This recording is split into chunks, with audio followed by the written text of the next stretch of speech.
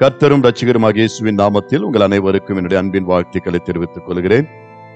எனக்கு பிரியமான தேவ பிள்ளைகளை, இந்த நாளிலும் கூட தேவனுடைய வார்த்தையிலிருந்து நாம் தேவனுடைய வார்த்தைகளை தியானிப்பதற்கு முன்பதாக நாம் தேவனை நோக்கி ஜெபம் செய்வோம். எங்களை அதிகமாய் நேசிக்கிற எங்கள் அன்பு நிறைந்த பரலோகத்தின் பிதாவே, எங்கள் அன்பு தெய்வமே, இப்பொழுதும் நீர் பேசும் நாங்கள் கேட்கிறோம். எங்களுக்கு வேண்டிய அன்றன்றுள்ள ஆகாரத்தை தார். இயேசுவின் நாமத்தில் ஜெபிக்கிறோம் பிதாவே, ஆமென்.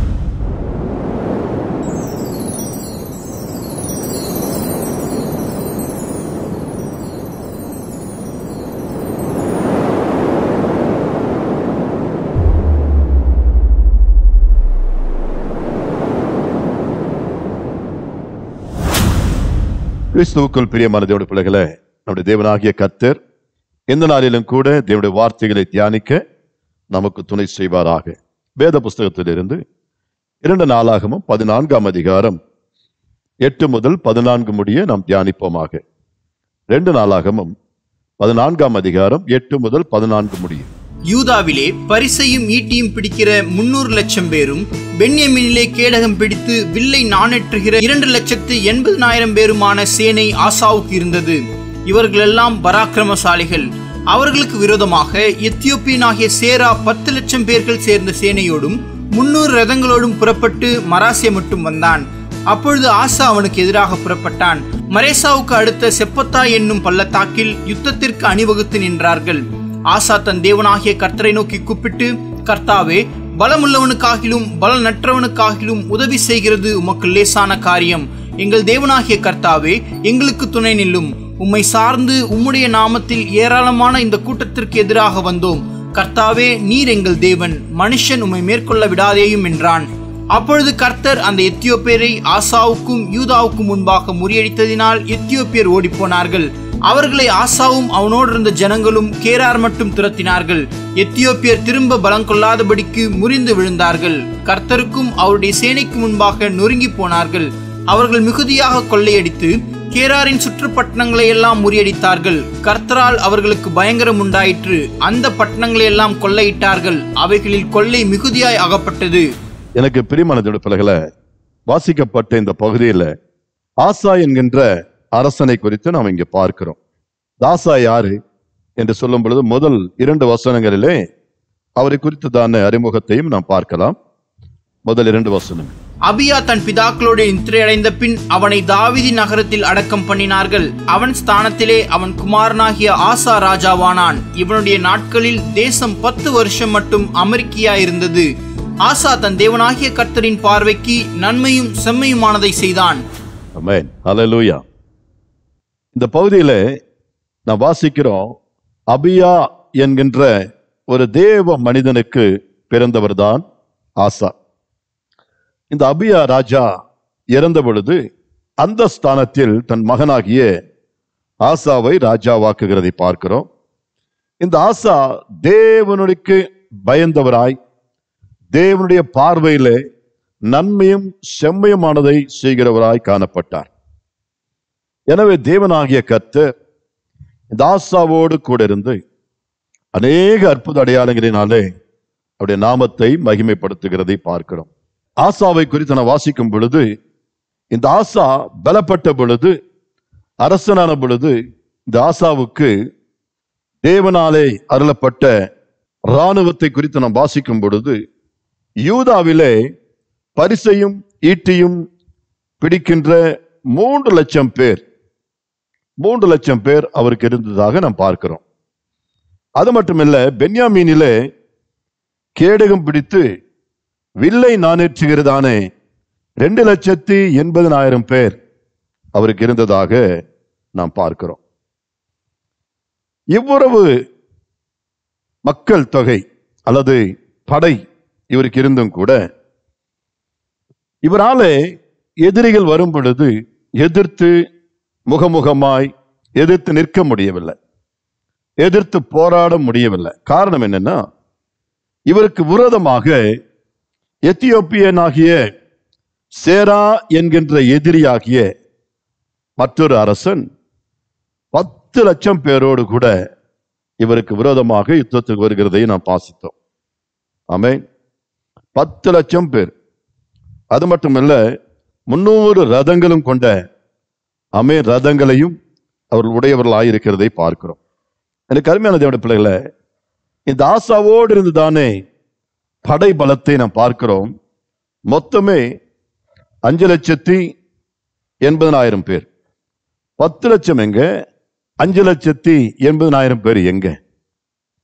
இந்த சூழ்நிலையில இந்த எத்தியோப்பியர்களை பார்த்து, எனக்கு அருமையான பிள்ளைகள், தேவ மனிதனாகிய ஆசா என்கின்ற இந்த ராஜா பயந்து போய் கர்த்தரை தேட மனதாக கர்த்தரை நோக்கி விண்ணப்பிக்கிறதை பார்க்கிறோம். இந்த நேரத்தில் அவருக்கு என்ன செய்வதென்று புரியல. அப்பொழுதுதான் இந்த ஜெபத்தை அவர் ஏறெடுக்கிறார். அது என்ன ஜெபம்? பலனுள்ளவனுக்கும் பலனற்றவனுக்கும் உதவிகள் செய்கிறது உமக்கு லேசான காரியம் என்று தன்னுடைய ஜெபத்தை ஏறெடுக்கிறார்.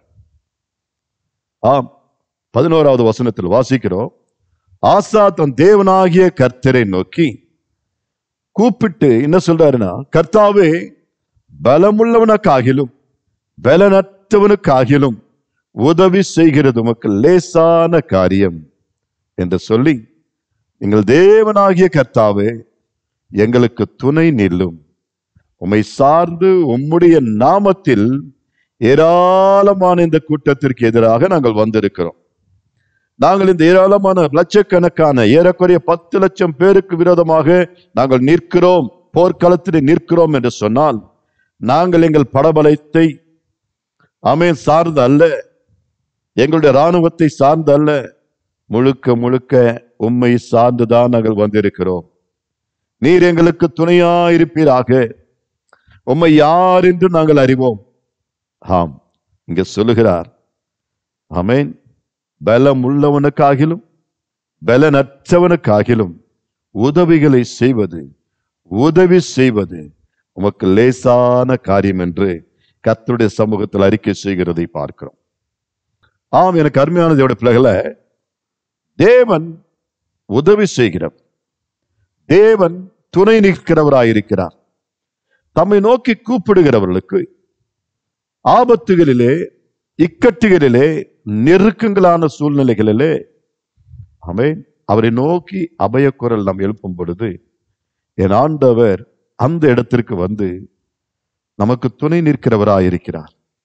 கர்த்தர் வேதத்தில் நாம் வாசிக்கும் பொழுது, எங்கெல்லாம் ஒரு கூட்டம் அவரை நோக்கி கூப்பிட்டதோ, தங்களுடைய இக்கட்டுகளில், பிரச்சனைகளிலே, தேவைகளிலே, நெருக்கங்களிலே எங்கெல்லாம் அவரை நோக்கி கூப்பிட்டார்களோ, அங்கெல்லாம் கர்த்தர் நின்று அவர்களுக்கு இறங்கி அவர்களுக்கு அற்புதம் செய்ததாக பரிசுத்த வேதாகமத்தில் அநேக வசனங்களையும் வார்த்தைகளையும் நம்மாலே பார்க்க முடியும். இந்த வசனத்தில் இந்த ஆசா சொன்ன வார்த்தை எனக்கு மிகவும் பிடித்திருக்கு. கர்த்தாவே, உமக்கு லேசான காரியம், உதவிகளை செய்வது உமக்கு லேசான காரியம். என் அன்பு தேவனுடைய பிள்ளைகளே, தேவனை நோக்கி நாம் உதவியை கோரும் பொழுது, உதவியை கேட்கும் பொழுது, அந்த கர்த்தர் நமக்கு அற்புதங்களை செய்கிறவராய் இருக்கிறார். உதவி எந்த மனிதனாலும் வரும், ஆனால் அற்புதங்கள் எந்த மனிதனாலும் நாம் பார்க்க முடியாது, பெற்றுக்கொள்ள முடியாது. இங்க தேவன் இறங்கி அவர்களுக்கு அற்புதம் செய்கிறதை பார்க்கிறோம். தேவன் அவருடைய ஜெபத்திற்கு பதில் கொடுக்கிறதை பார்க்கிறோம். வசனம் 12, 13 நாம் வாசிக்கும் பொழுது அதை வாசிப்போம். அப்பொழுது கர்த்தர் அந்த எத்தியோப்பியரை ஆசாவுக்கும் யூதாவுக்கும் முன்பாக முறியடித்ததினால் எத்தியோப்பியர் ஓடி போனார்கள். அவர்களை ஆசாவும் அவனோடு இருந்த ஜனங்களும் கேரார் மட்டும் துரத்தினார்கள். எத்தியோப்பியர் திரும்ப பலம் கொள்ளாதபடிக்கு முறிந்து விழுந்தார்கள். கர்த்தருக்கும் அவருடைய சேனைக்கு முன்பாக நொறுங்கி போனார்கள். அவர்கள் மிகுதியாக கொள்ளையடித்து, ஆமென். வேதம் சொல்லுகிறது, கர்த்தர் அந்த எத்தியோப்பியரை ஆசாவுக்கும் யூதாவுக்கும் முன்பாக முறியடித்ததினாலே அந்த எத்தியோப்பியர் ஓடி போனது மட்டுமல்லாமல் அவர்கள் திரும்பவும் பலன் கொள்ளாதபடிக்கு, திரும்பவும் எழுந்திருக்காதபடிக்கு, திரும்ப அவர்கள் பலன் கொண்டு திரும்ப எழும்பி வந்து இவர்களுக்கு விரோதமாய் போர் செய்ய கூடாதபடிக்கு கர்த்தர் அவர்களை முறிந்து விடும்படியாய் செய்தார். ஆம், எனக்கு அருமையான தேவனுடைய பிள்ளைகளே, இன்றைக்கு இந்த கர்த்தர் நமக்காக அவர் யுத்தம் பண்ண வாஞ்சியுள்ளவராய் இருக்கிறார். நமக்கு விரோதமாய் எழும்புகிறவர்களுக்கு, நமக்கு விரோதமாய் செய்வினை, சூன்யம், தந்திரங்கள், மந்திரங்கள், சதிகள், நாசமோசங்கள் செய்யணும் நினைக்கிறவர்களுக்கு விரோதமாய் நம்முடைய தேவன் கொடியேற்றுவார். நம்முடைய தேவன் நமக்காக நின்று, நம் சார்பில் நின்று நமக்கு ஜெயம் கொடுக்கிறவராய் காணப்படுகிறார். வேதத்தில் வாசிக்கும் பொழுது, ஆமென், வெள்ளம் போல சத்துரு வரும் பொழுது ஆவியானவர் கொடியேற்றுவார். நமக்காய் கொடியேற்றுவார். யுத்த காலத்தில் நமக்காக நிற்பார். நமக்கு ஜெயம் கொடுத்து நம்மை மகிழ்விப்பார். அவர்களை முறியடித்து இனி ஒருபோதும் தலை நிமிர்ந்து தலை தூக்காதபடிக்கு, அவர்கள் முறிந்து ஓடுவது மட்டுமல்ல, மீண்டும் அவர்கள் பலன் கொள்ளாதபடிக்கு தேவனாகிய கர்த்தர் அவர்களை முறியடிக்கிறதை நாம் வேதத்தில் வாசிக்கிறோம். கர்த்தருக்கு லேசான காரியம் என்று இங்க சொல்லப்பட்டிருக்கிறது. எத்தனை பேர் இதை விசுவாசிக்கிறீங்க? ஆம், கர்த்தராலே கூடாதது ஒன்றுமில்லை. ஆண்டவருடைய வல்லமைக்கு முன்பாக எதையும் நிற்க முடியாது. நாம் ஆராதிக்கின்ற கர்த்தர் சர்வ வல்லம் உள்ள தேவன். ஆமென். அண்ட சராசரங்களை படைத்தவர் அவர்.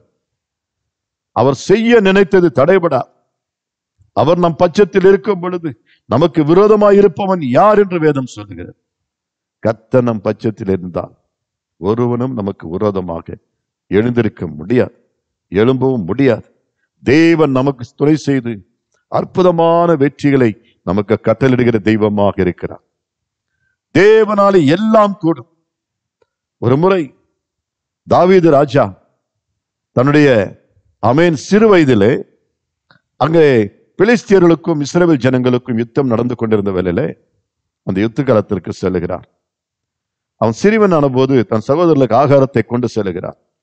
அந்த யுத்த காலத்தில் அவன் காண்கின்ற காட்சி, அந்த எதிரியானிய அந்த பெலிஸ்தியன் கோலியாத் என்பவன் தேவனுடைய நாமத்தை தூசித்துக் கொண்டிருந்ததை பார்த்து ஆவியில வைராக்கியம் கொண்டு அவனை எப்படியாவது முறியடிக்க வேண்டும் என்று துடிதுடித்து கொண்டிருந்த வேளையில எல்லோரும் அவனை அற்பமாய் எண்ணினார்கள், அவனை அதற்றினார்கள்.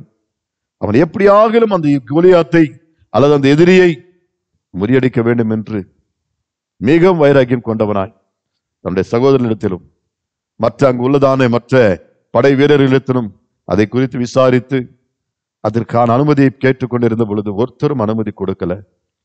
அவர் நேரே ராஜாவிடத்துல போகிறார். சவுல் என்கின்ற ராஜா இஸ்ரவேலில் இருக்க ராஜாவா இருந்தார். அவர் அவனை அற்பமா எண்ணினார். உன் சகோதரர்களே செய்ய முடியாதது உன்னால முடியுமா என்று சொல்லி அவனை ஒருவேளை அற்பமா எண்ணிருக்கலாம். அவர் தன்னுடைய சாட்சிகளையும் சொல்லி, எனக்கு அருமையானதோட பிள்ளைகளே, ஆமேன், அந்த ராஜாவிடத்தில் உத்தரவு பெறுகிறான். ஆம், ராஜாவிடத்தில் உத்தரவு பெற்று அந்த கோலியாத்தை முறியடித்து போடுகிறதை, கொன்று விடுகிறதை பார்க்கிறோம்.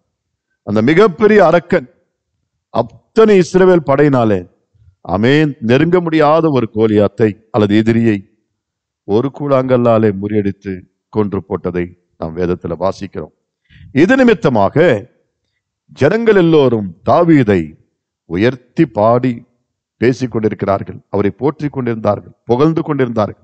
அந்த இடத்துல ஒரு காரியம் பேசப்பட்டிருந்தது. அது என்னென்றால், அந்த கோலியாத்தை கொல்லுகிறவனுக்கு இந்த சவுல் தன்னுடைய மகளை கொடுத்து திருமணம் பண்ணி கொடுப்பதாக ஒரு வார்த்தை அங்கே சலசலப்பா இருந்த வேளையில அதை தாவீதுக்கு அறிவிக்கிறார்கள்.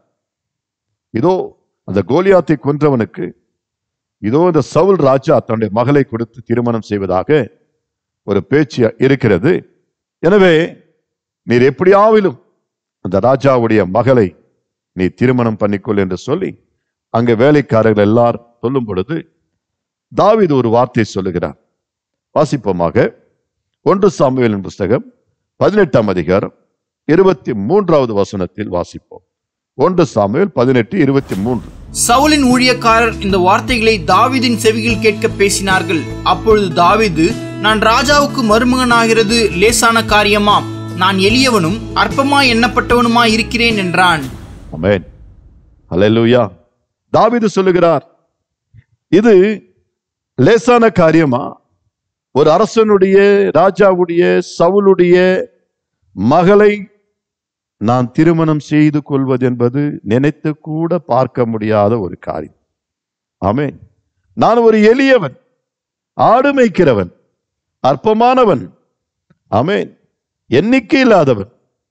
என்னுடைய கோத்திரம், என்னுடைய பின்னணி, என்னுடைய சந்ததி, நாங்கள் எல்லோரும் ஒரு கீழான ஒரு நிலையில் இருக்கிறவர்கள்.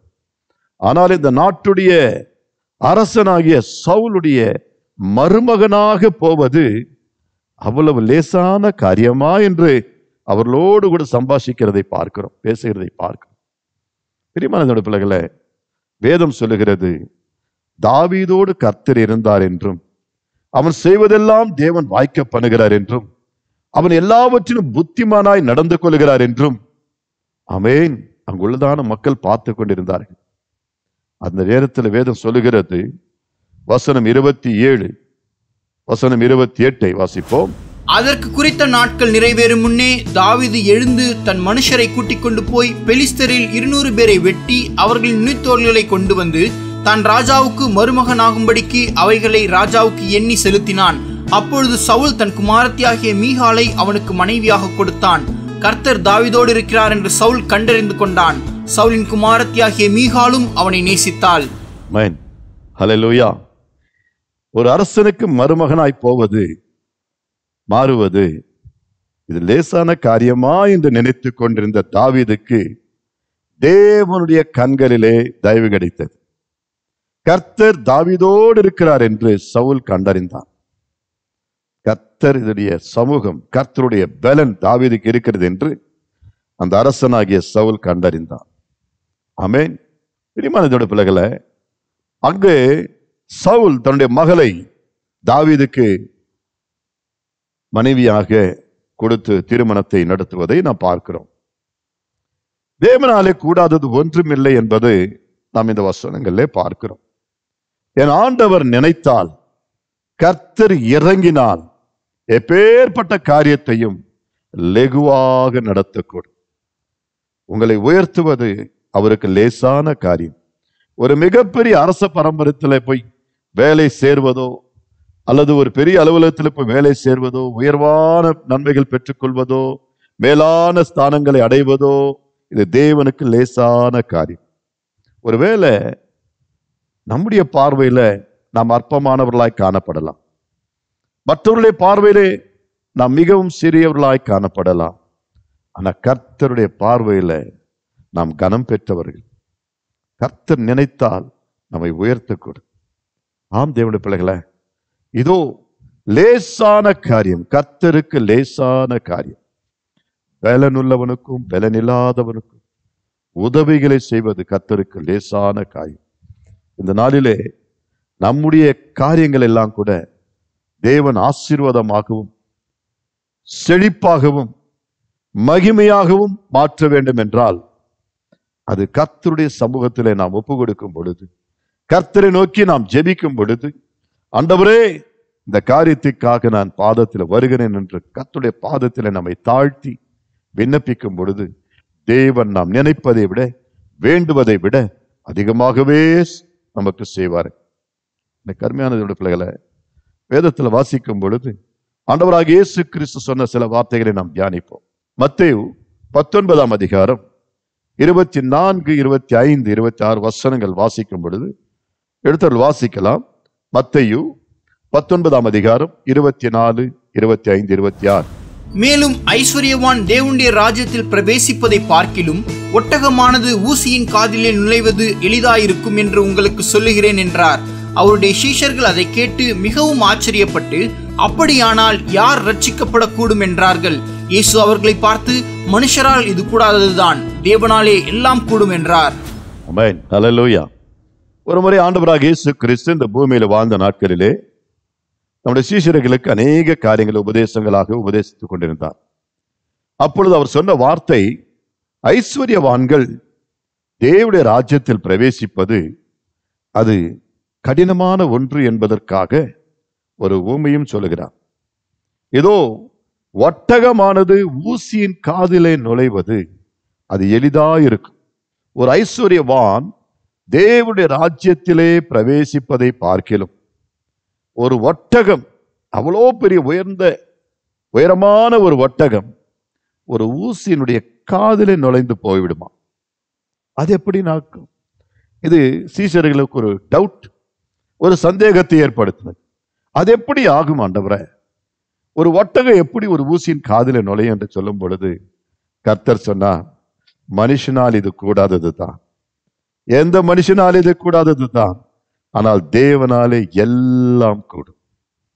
என் அண்ட சராசரங்களை படித்த சர்வ வல்லவராலே எல்லாம் கூடும் என்று கர்த்தர் பதில் அளிக்கிறதை பார்க்கிறோம்.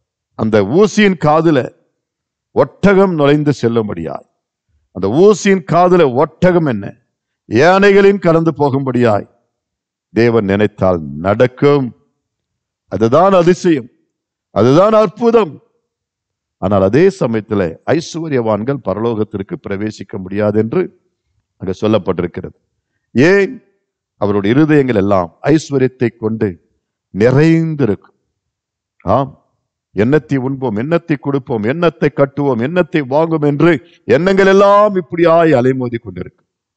அவர்கள் ஒருபோதும் தேவனுடைய ராஜ்யத்தை குறித்தும் அவருடைய நீதியை குறித்தும் நினைக்கவே மாட்டார்கள். அதற்கு நேரம் இருக்காது. எனவேதான் கர்த்தர் இப்படிப்பட்ட காரியங்களை சொன்னார். எனக்கு அருமையான தேவனுடைய ஜனமே, நம்முடைய தேவனாலே கூடாதது ஒன்றும் இல்லை. 12 வருடங்களாக பெரும்பாடுள்ள ஒரு ஸ்திரீ ஒரு நிமிடத்தில் அவரிடத்துல சுகம் பெறுகிறதை பார்க்கிறோம். 38 வருடங்களாயிருந்த ஒருவனை கர்த்தர் ஒரு நொடியில எழுந்து நட என்று சொல்லி அவர் எழுப்பி நடத்தின கர்த்தர். அது மட்டுமல்ல, மரித்து போய் 4 நாளாய் நாறி கிடந்த லாசரு என்பவருடைய சடலத்தை ஒரு வார்த்தையில லாசருவே எழுந்து வா என்று சொன்ன பொழுது அது உயிர் பெற்று வந்தது.